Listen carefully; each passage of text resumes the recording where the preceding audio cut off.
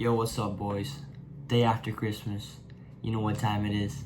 A new YouTube video. It don't matter how many views I get, to be honest. If I keep speaking my word, if I keep posting, I know what's up. Alright, so today, some people, they like to think of you as someone who's gonna be forever in the same place as you left them. People don't like seeing you improve. They don't like seeing you elevate. They don't like seeing you reach that next level.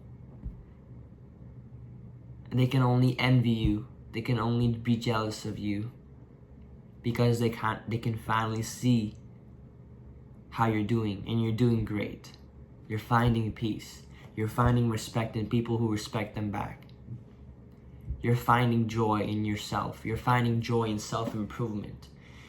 You are living the life that you wanted to live before them, before any distractions. And that's the ultimate goal. To have no distractions. To have nothing weighing you down. Two, where you can only work on yourself. You versus you. Every single day you wake up, you think, nothing on my mind besides improvement. Nothing on my mind than 1% better than yesterday. That's what you need to have. Self-improvement is not just one day of motivation. That's why people always say motivation is nothing compared to discipline. Discipline is waking up every day and accepting where you are, and accepting that it's all your fault, and accepting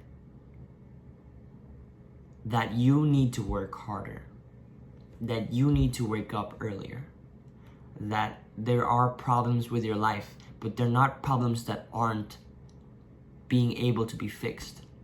Problems are all have the capability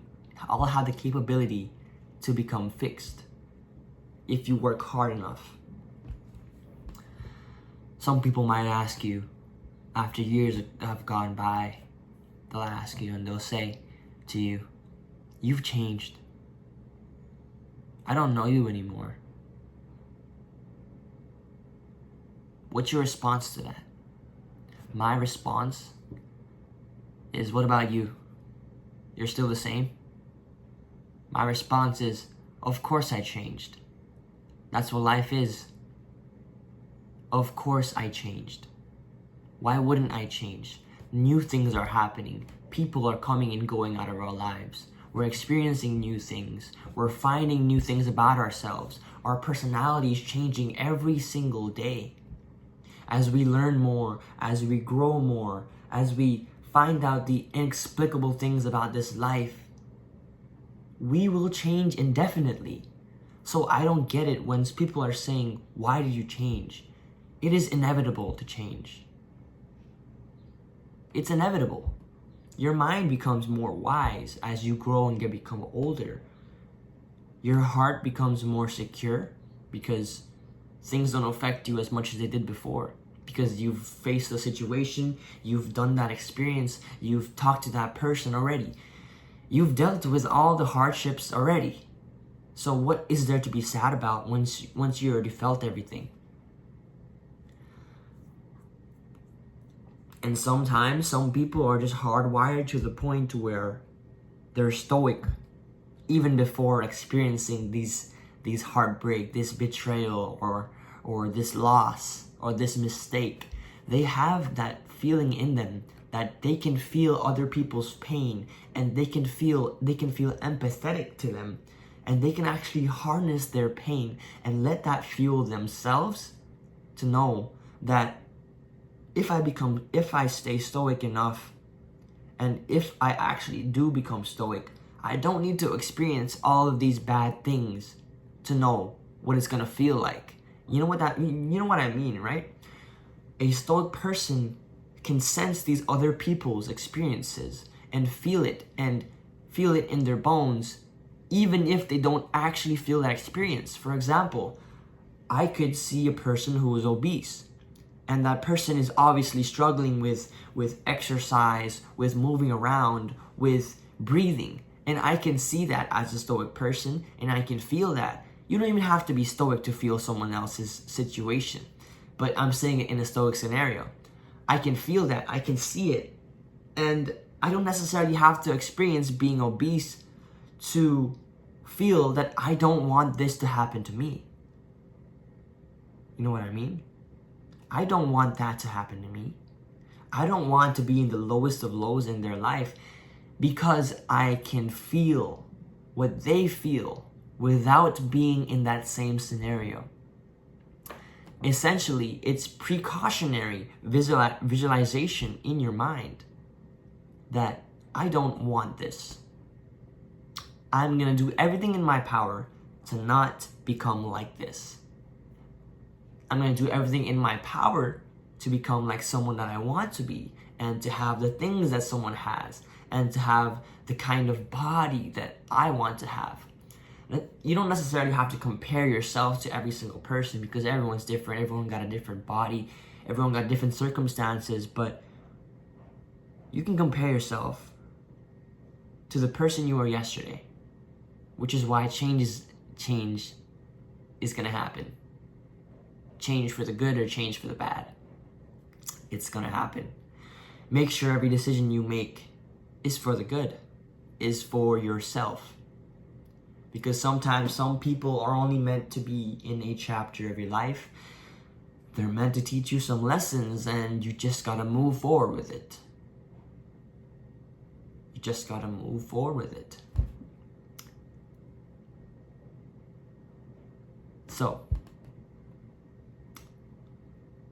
people also are going to try and come back to your life when you're finally doing better, when you're finally smiling, when you're finally a flower that starts to bloom.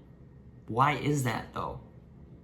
Why do people finally want to start coming back when you start blooming, when you start shining like you were before? Well, that's psychology. That plays into a role of psychology. They see someone living their great life, and they're like, how is that guy doing that? After what I put him through, or after what he faced, he still came out on top, and he's still smiling to this day. That's interesting to them. They want to find a way to be a part of that life that you're enjoying.